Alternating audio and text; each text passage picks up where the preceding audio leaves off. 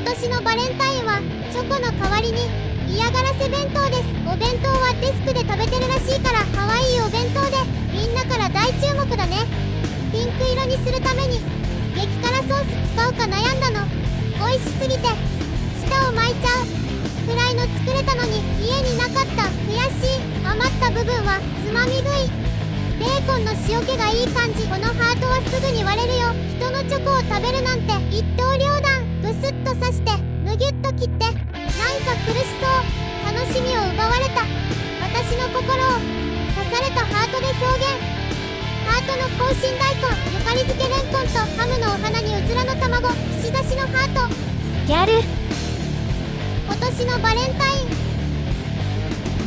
チョコはあげない。